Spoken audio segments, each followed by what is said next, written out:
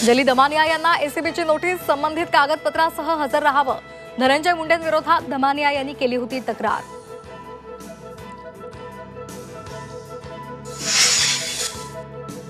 सरपंच संतोष देशमुख हत्या प्रकरणावर आज बीड न्यायालयामध्ये सुनावणी. वाल्मिक कराडच्या अर्जावर आज सुनावणी.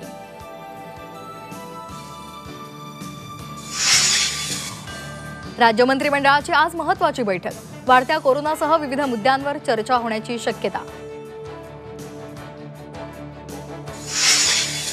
कॅबिनेट बैठकीनंतर शिवसेना आमदारांची बैठक. पालकमंत्री पदासह महामंडळ आणि निधी वाटपासंदर्भात चर्चा होणार असल्याची माहिती.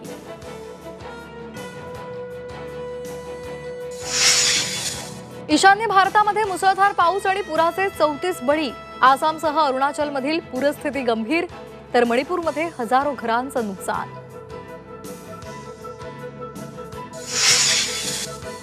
गोपीनाथ मुंडे यांचा आज 11वा स्मृतिदिन. गोपीनाथ गडावर येण्याचं पंकजा मुंडेंचं समर्थकांना आवाहन. यंदा पहिल्यांदाच पंकजा मुंडेंसोबत धनंजय मुंडेही गोपीनाथ गडावर उपस्थित राहणार.